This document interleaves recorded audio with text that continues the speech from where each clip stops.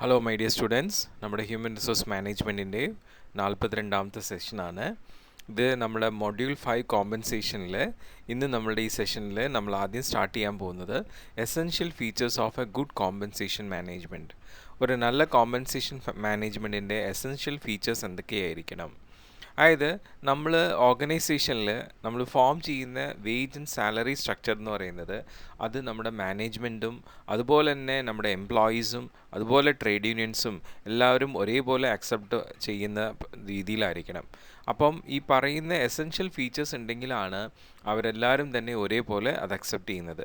അതിൽ ആദ്യത്തെ essential feature പറയുന്നത് ഇൻറ്റേർണൽ ഈക്വിറ്റിയാണ്. എന്താണ് ഇൻറ്റേർണൽ ഈക്വിറ്റി എന്ന് വെച്ച് കഴിഞ്ഞാൽ, ഒരു ഓർഗനൈസേഷൻ്റെ ഉള്ളിൽ വർക്ക് ചെയ്യുന്ന എംപ്ലോയീസിന് സിമിലർ വർക്ക് ചെയ്യുന്നവർക്ക് സിമിലർ പേ കൊടുക്കുക.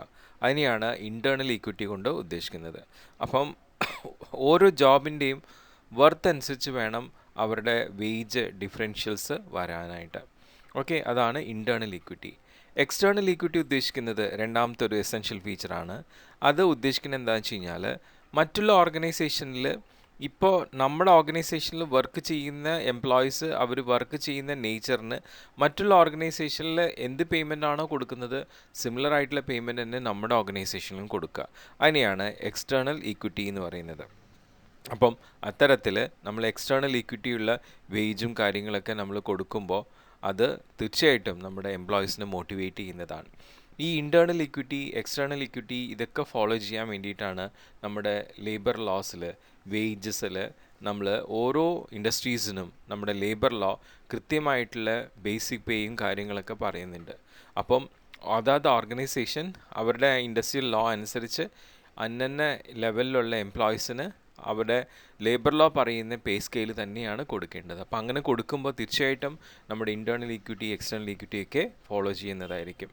പിന്നെ മെയിൻറ്റെയിൻ റിയൽ വേജസ്, അതായത് നമ്മളുടെ എംപ്ലോയീസിന് നമ്മൾ കൊടുക്കുന്ന ആ പേയ്മെൻ്റ് എന്ന് പറയുന്നത് തീർച്ചയായിട്ടും അവരുടെ ഒരു ലിവിങ്ങിന് വേണ്ടിയിട്ടുള്ളതാണ് അല്ലേ. അപ്പോൾ അവരുടെ കോസ്റ്റ് ഓഫ് ലിവിങ് അതുകൊണ്ട് അവർക്ക് കോമ്പൻസേറ്റ് ചെയ്യാൻ പറ്റണം, അവർക്കത് ന്യൂട്രലൈസ് ചെയ്യാൻ പറ്റുന്ന രീതിയിലുള്ള വേജ് ആയിരിക്കും കൊടുക്കേണ്ടത്. അതായത് ഇപ്പം ഈ പറയുന്ന രീതിയിൽ അവർ ഏൺ ചെയ്യുന്നത് അവരുടെ കോസ്റ്റ് ഓഫ് ലിവിങ്ങിന് തികയുന്നില്ല എന്നുണ്ടെങ്കിൽ പിന്നെ അവരുടെ ലൈഫിന് ഭയങ്കര സ്ട്രഗ്ലിംഗ് ആണ്. അപ്പോൾ അതിനൊക്കെ വേണ്ടി തന്നെയാണ് ഓർഗനൈസേഷനിൽ നമ്മൾ ബേസിക് പേയുടെ കൂടെ തന്നെ അവരുടെ കോസ്റ്റ് ഓഫ് ലിവിങ് കൂടി ന്യൂട്രലൈസ് ചെയ്യാൻ വേണ്ടിയിട്ട് ഡിയർനെസ് അലവൻസ് DA കൊടുക്കുന്നത്, ക്ഷേമബദ്ധ എന്ന് പറയും. അപ്പോൾ ഒരുപക്ഷെ നിങ്ങൾ കേട്ടിട്ടുണ്ടാവും ബേസിക് സാലറി, DA, TA എന്നൊക്കെ പറഞ്ഞിട്ട് അല്ലേ. ബേസിക് സാലറി എന്ന് പറയുന്നത് ഓരോ ലെവലിലുള്ള എംപ്ലോയീസിൻ്റെ ജോബ് അനുസരിച്ച് അവരുടെ pay scale, basic pay.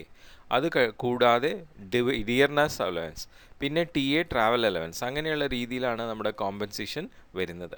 Okay, so അങ്ങനെ നമ്മൾ ഡിയർനെസ് അലവൻസ് ഒരു റിയൽ വേജിൽ അവരുടെ കോസ്റ്റ് ഓഫ് ലിവിങ്ങിനെ മെയിൻറ്റെയിൻ ചെയ്യാനായിട്ട് കൊടുക്കേണ്ടത് അത്യാവശ്യമാണ്.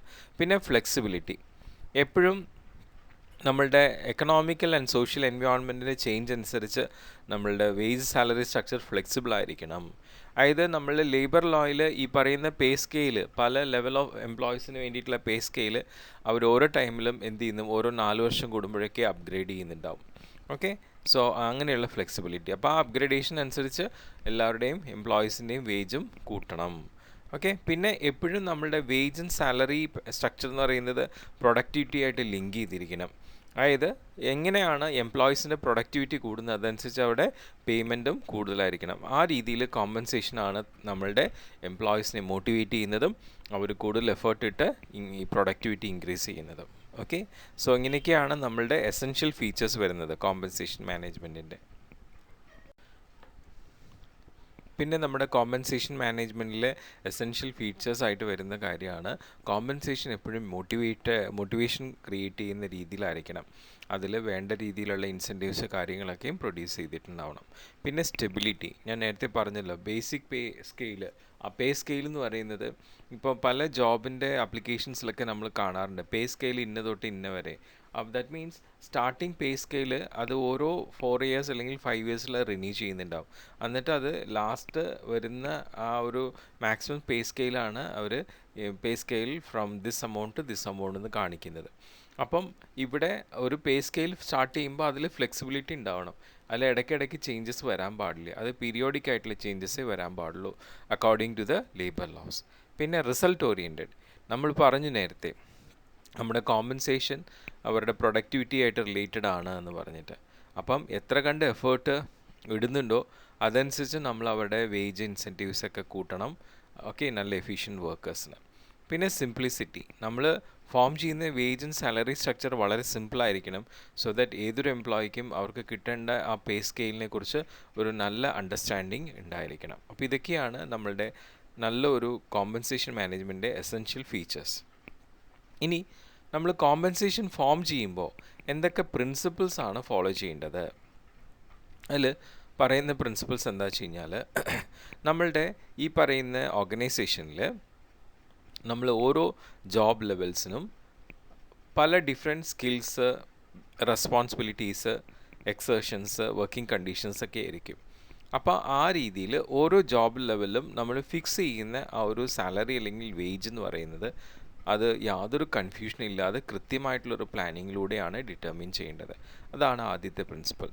സെക്കൻഡ് പ്രിൻസിപ്പിൾ പറയുന്നത് എന്താണെന്ന് വെച്ച് കഴിഞ്ഞാൽ, നമ്മൾ ഇപ്പം ഈ പറയുന്ന സാലറി ആൻഡ് വേജ് ഒരു കോമൺ ലെവലിൽ നമ്മൾ എപ്പോഴും ആ ലേബർ മാർക്കറ്റിൽ എത്രയാണ് മറ്റുള്ള ഓർഗനൈസേഷനിൽ കൊടുക്കുന്നത് അതുപോലെ തന്നെ നമ്മളുടെ ഓർഗനൈസേഷനിലും ഓരോ ലെവൽസ് ഓഫ് എംപ്ലോയീസിനും സിമിലർ ആയിട്ടുള്ള വേജ് തന്നെയാണ് കൊടുക്കേണ്ടത്. അത് കൊടുക്കാനായിട്ട് നമ്മൾ ശ്രമിക്കണം. പിന്നെ മൂന്നാമത് പറയുന്ന ഒരു പ്രിൻസിപ്പിൾ എന്താ വെച്ച് കഴിഞ്ഞാൽ, നമ്മൾ എന്തായാലും ഓരോ എംപ്ലോയീസിനും അവരുടെ ജോബ് നേച്ചർ അനുസരിച്ചിട്ടുള്ള രീതിയിലാണ് പേ സ്കെയിൽ തീരുമാനിക്കുന്നുണ്ടെങ്കിലും ചില എക്സെപ്ഷണൽ കേസസ്, പ്രത്യേകിച്ചും പ്രൊഫഷണൽസ്, എക്സിക്യൂട്ടീവ് പേഴ്സൺസിനൊക്കെ അവരുടെ എബിലിറ്റി ആൻഡ് കോൺട്രിബ്യൂഷൻ അനുസരിച്ചിട്ടാണ് പേയ്മെൻറ്റ് കൊടുക്കുന്നത്. ഓക്കെ, പിന്നെ ഈ പറയുന്ന എപ്പോഴും നമ്മൾ ശ്രദ്ധിക്കേണ്ട ഒരു കാര്യമാണ്, ഒരേ വർക്ക് ചെയ്യുന്നവർക്ക് ഈക്വൽ ആയിട്ടുള്ള പേ യാതൊരു ഡിസ്ക്രിമിനേഷൻ ഇല്ലാതെ കൊടുക്കുക എന്നുള്ളത്. അതുപോലെ നമ്മുടെ കോമ്പൻസേഷൻ മാനേജ്മെൻറ്റിൽ നമ്മൾ ഫോളോ ചെയ്യുന്ന വേറൊരു വളരെ ഇമ്പോർട്ടൻ്റ് ആയിട്ടുള്ള ഒരു പ്രിൻസിപ്പിൾ ഇതാണ്. നമ്മൾ ഓരോ എംപ്ലോയീസിനും നമ്മൾ കൊടുക്കുന്ന ആ ഒരു ഇൻക്രിമെൻറ്റ്, ഇൻസെൻറ്റീവ് സ്കീം, പ്രൊമോഷൻസ് ഇതൊക്കെ ശരിക്കും കൃത്യമായിരിക്കണം. അപ്പം യാതൊരു രീതിയിലുള്ള എറേഴ്സില്ല മെഷേഴ്സൊന്നും ഒരിക്കലും ഓരോ ഇൻഡിവിജ്വൽസിൻ്റെയും കപ്പാസിറ്റി മെഷർ ചെയ്യാൻ വേണ്ടിയിട്ട് ഉപയോഗിക്കാൻ പാടില്ല. കൃത്യമായിട്ടുള്ള രീതിയിലുള്ള സ്റ്റാൻഡേർഡ്സ് ഉപയോഗിച്ച് വേണം അവരുടെ ഓരോരുത്തരുടെയും ആ ഒരു എബിലിറ്റി, കപ്പാസിറ്റിയൊക്കെ മെഷർ ചെയ്ത് അതനുസരിച്ച് ഇൻക്രിമെൻറ്റും ഇൻസെൻറ്റീവും പ്രൊമോഷൻസൊക്കെ കൊടുക്കാനായിട്ട്. ഓക്കെ, പിന്നെ എന്തെങ്കിലും കാരണവശാൽ ഏതെങ്കിലും വേജ്, സാലറി ഗ്രീവൻസസ് ഒക്കെ വരുന്നുണ്ടെങ്കിൽ അതൊക്കെ പ്രോപ്പറായിട്ട് ഹാൻഡിൽ ചെയ്യാനുള്ള പ്രൊസീജിയേഴ്സ് ഓർഗനൈസേഷൻ ഉണ്ടാവണം. അതും ഒരു നല്ലൊരു ഇമ്പോർട്ടൻ്റ് ആയിട്ടുള്ള പ്രിൻസിപ്പിളാണ്.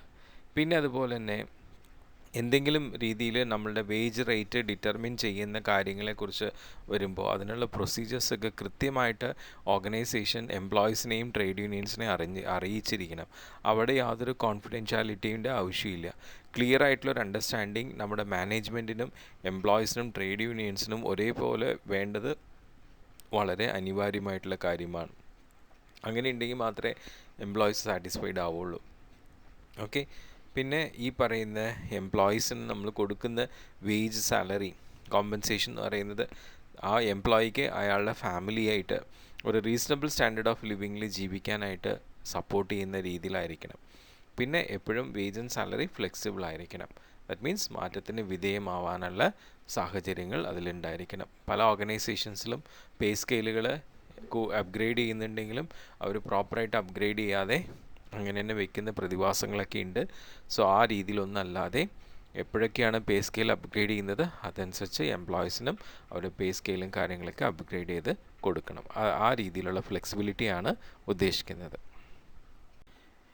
ഇനി നമുക്ക് നെക്സ്റ്റ് നോക്കാനുള്ളത് നമ്മുടെ എംപ്ലോയി റെമ്യൂണറേഷൻ അല്ലെങ്കിൽ കോമ്പൻസേഷൻ്റെ ക്ലാസിഫിക്കേഷനാണ്. നമ്മുടെ കോമ്പൻസേഷനെ നമുക്ക് മെയിനായിട്ട് 3 രീതിയിലായിട്ടാണ് ക്ലാസിഫൈ ചെയ്തിട്ടുള്ളത്. Base compensation, variable compensation and supplementary compensation. അതിൽ ആദ്യം വരുന്നത് ബേസ് കോമ്പൻസേഷനാണ്. ബേസ് കോമ്പൻസേഷൻ എന്ന് വെച്ചാൽ മോണിറ്ററി ബെനിഫിറ്റ്സിനെയാണ്, ഇൻ ക്യാഷ് ആണ് നമ്മൾ ബേസ് കോമ്പൻസേഷൻ കൊണ്ട് ഉദ്ദേശിക്കുന്നത്. അത് വേജസ് ആയിട്ടോ സാലറി ആയിട്ടോ ആണ് പ്രൊവൈഡ് ചെയ്യുന്നത്. അതിൽ വേജ് എന്ന് പറയുന്നത് ഈ നമ്മുടെ വർക്കേഴ്സിന് ഫിസിക്കലായിട്ട് അല്ലെങ്കിൽ മാനുവലായിട്ട് ജോലി ചെയ്യുന്ന വർക്കേഴ്സിന് കൊടുക്കുന്ന റെമ്യൂണറേഷനെയാണ് നമ്മൾ വേജ് കൊണ്ട് ഉദ്ദേശിക്കുന്നത്. അത് ടൈം റിലേറ്റഡ് ആണ്. എത്ര ടൈം വർക്ക് ചെയ്യുന്നു അതനുസരിച്ചാണ് വേജ് വരുന്നത്. സോ അങ്ങനെയുള്ള ആ ഒരു ബേസ് അല്ലെങ്കിൽ പ്രൈമറി കോമ്പൻസേഷൻ നമ്മൾ ഈ പറയുന്ന പല വേർഡിങ്ങിൽ നമ്മൾ വേജ് ആയിട്ടും സാലറി ആയിട്ടും അലവൻസ് ആയിട്ടും ബെനിഫിറ്റ്സ് ആയിട്ടൊക്കെ കൊടുക്കുന്നുണ്ട്. ആ പല പേരിലും അറിയപ്പെടുന്നുണ്ട്. പിന്നെ ഇത് ശരിക്കും ഒരു കോൺസ്റ്റൻ്റ് എമൗണ്ട് ആയിരിക്കും. അവർ എത്ര വർക്ക് പെർഫോം ചെയ്യുന്നു, എത്ര ഡിഫറെൻറ്റ് വർക്ക് പെർഫോം ചെയ്യുന്നു എന്നല്ലാതെ ഒരു കോൺസ്റ്റൻ്റ് എമൗണ്ട് ആയിട്ടായിരിക്കും നമ്മൾ കൊടുക്കുക. അപ്പം അത് ഫിക്സഡ് ആണ്, അതിൽ വേറെ ഇൻസെൻറ്റീവ് പേയ്മെൻറ്റ്സ് ഒന്നുമില്ല. ഓക്കെ. പിന്നെ ഈ വേജ് എന്ന് പറയുന്നത് ഞാൻ നേരത്തെ പറഞ്ഞ പോലെ എത്ര ടൈം സ്പെൻഡ് ചെയ്യുന്നു, ടൈം ബേസ്ഡ് ആയിട്ട് എത്ര അവർ ഇപ്പോൾ 8 മണിക്കൂർ ജോലി ചെയ്താൽ ഇത്ര എമൗണ്ട്, അതാണ് ടൈം റിലേറ്റഡ് ആയിട്ടാണ് വേജ് വരിക. സോ ഈ വേജ് നമ്മൾ എംപ്ലോയീസിന് അവർ പ്രൊവൈഡ് ചെയ്ത സർവീസ് അനുസരിച്ചിട്ടാണ് കൊടുക്കുന്നത്. 8 മണിക്കൂർ ജോലി ചെയ്ത് അല്ലെങ്കിൽ 10 മണിക്കൂർ ജോലി ചെയ്യുമ്പോൾ ആ അവേഴ്സ് അനുസരിച്ചുള്ള പേയ്മെൻറ്റാണ് പെർ അവർ ഇത്ര എന്നുള്ളത്. ഓക്കെ. സോ ഈ ഒരു റെമ്യൂണറേഷൻ അവർ നോർമലായിട്ടുള്ള ഒരു ഫിസിക്കൽ വർക്കിന് വേണ്ടിയിട്ടാണ് നമ്മൾ പ്രൊവൈഡ് ചെയ്യുന്നത്. ആ ഫിസിക്കൽ വർക്കിൻ്റെ ലോഡ് കൂടുതലാണോ കുറവാണോ എന്നൊന്നും നമ്മൾ നോക്കാറില്ല. ഓക്കെ. സോ ബേസിക് സാലറി എന്ന് പറയുന്നത് നമ്മളുടെ ഇൻഡിവിജ്വലിൻ്റെ ബേസിക് ഇൻകമാണ്. ഈ ബേസിക് സാലറി അവരുടെ എംപ്ലോയീസിന് എന്തെങ്കിലും റിഡക്ഷനോ ഇൻക്രീസോ ഓവർ ടൈമിൻ്റെ ബോണസ് അലവൻസ് ഇതൊന്നും കൺസിഡർ ചെയ്യുന്നതിന് മുമ്പായിട്ട് നമ്മൾ പേ ചെയ്യുന്നതാണ് ആ ബേസിക് സാലറി എന്ന് പറയുന്നത്. ഓക്കെ. ഇനി സാലറി എന്ന് പറയുമ്പോൾ വേജ് ഞാൻ പറഞ്ഞു മണിക്കൂർ ബേസ് ചെയ്തത്. സാലറി എന്ന് പറയുമ്പോൾ റെമ്യൂണറേഷൻ അത് നമ്മളുടെ സർവീസിൻ്റെ ക്വാളിറ്റി അല്ല, ക്വാണ്ടിറ്റി ആണ് ഉദ്ദേശിക്കുന്നത്. അപ്പം ആ ക്വാണ്ടിറ്റി എന്ന് പറയുന്നത് നമുക്ക് വളരെ ഡിഫിക്കൽട്ടാണ് മെഷർ ചെയ്യാനായിട്ട്. ഫോർ എക്സാമ്പിൾ, ഇപ്പോൾ നമ്മളൊരു ഓഫീസിൽ വർക്ക് ചെയ്യുന്ന എംപ്ലോയിയുടെ ആ വർക്കിൻ്റെ ക്വാണ്ടിറ്റി എത്രയാണെന്ന് നമുക്ക് പറയാൻ പറ്റില്ല. ഓക്കെ. ഇപ്പോൾ ഒരു ഫോർമാനോ മാനേജറോ പ്രൊഫഷണലോ ടെക്നിക്കൽ സ്റ്റാഫോ അവരുടെ ഒന്നും നമ്മൾക്ക് അവരുടെ വർക്കിൻ്റെ ക്വാണ്ടിറ്റി എത്രയുണ്ടെന്നുള്ളത് പറയാൻ പറ്റില്ല. അപ്പോൾ അവർക്കൊക്കെയാണ് നമ്മൾ സാലറി കൊടുക്കുന്നത്. അതേസമയം വേജ് എന്ന് പറഞ്ഞാൽ എത്ര ടൈം സ്പെൻഡ് ചെയ്തു, എത്ര യൂണിറ്റ്സ് അവർ പ്രൊഡ്യൂസ് ചെയ്തു അതിനെ ബേസ് ചെയ്തിട്ടാണ്. അപ്പം ഇത്ര എണ്ണം ഉണ്ടാക്കുമ്പോൾ ഇത്ര, അല്ലെങ്കിൽ ഇത്ര സമയം വർക്ക് ചെയ്യുമ്പോൾ ഇത്ര, അതാണ് വേജ് പറയുന്നത്. പക്ഷേ സാലറി അങ്ങനെയല്ല. സാലറി അവർ തരുന്ന സർവീസ്, പക്ഷെ ആ സർവീസ് എന്ന് പറയുന്നത് അതിൻ്റെ ക്വാണ്ടിറ്റി നമുക്ക് മെഷർ ചെയ്യാൻ പറ്റാത്ത രീതിയിലുള്ള സർവീസ്, അതിനാണ് നമ്മൾ സാലറി പ്രൊവൈഡ് ചെയ്യുന്നത്. അപ്പോൾ ഈ സാലറിയുടെ ആ ഒരു വർക്കിൻ്റെ ക്വാണ്ടിറ്റി നമുക്ക് മെഷർ ചെയ്യാൻ ഭയങ്കര ബുദ്ധിമുട്ടാണെങ്കിലും അതിന് വേണ്ടിയിട്ട് നമ്മൾ സ്പെൻഡ് ചെയ്യുന്ന ടൈം നമുക്ക് മെഷർ ചെയ്യാം. ഇപ്പം ഒരു ഓഫീസ് വർക്ക് എന്ന് പറയുമ്പോൾ ചിലപ്പോൾ 8 hours അല്ലെങ്കിൽ 10 hours ഓഫീസ് വർക്കായിരിക്കും. അപ്പോൾ അതിനെ ബേസ് ചെയ്തിട്ടാണ് അവർക്ക് സാലറി വരുന്നത്. ഇനി നമ്മളുടെ വേജ് റിലേറ്റഡ് ആയിട്ടുള്ള ഒരു ആക്ട് ഉണ്ട്, അതിനെക്കുറിച്ച് നമ്മൾ പിന്നീട് ഡീറ്റെയിൽ ആയിട്ട് പഠിക്കുന്നുണ്ട്. Minimum wage act 1948. ഈ ഒരു ആക്ട് പറയുന്നത് വേജ് എന്ന് പറഞ്ഞാൽ എല്ലാ റെമ്യൂണറേഷൻസും മോണിറ്ററി ടേംസിൽ എക്സ്പ്രസ് ചെയ്യുന്നതെല്ലാം വേജാണ്. അത് നമ്മളുടെ എംപ്ലോയ്മെൻറ്റ് കോൺട്രാക്റ്റിൽ ടേംസായിട്ട് എക്സ്പ്രസ് ചെയ്തിട്ടോ ഇംപ്ലൈഡ് ചെയ്തിട്ടോ കാണുന്നുണ്ടാവും. അത് നമ്മുടെ എംപ്ലോയീസിന് പേയബിൾ ആയിരിക്കും അവർ ചെയ്യുന്ന വർക്കിനനുസരിച്ചിട്ട്. ഓക്കെ. അതാണ് നമ്മളുടെ വേജിനെ കുറിച്ച് മിനിമം വേജസ് ആക്റ്റിൽ പറയുന്നത്.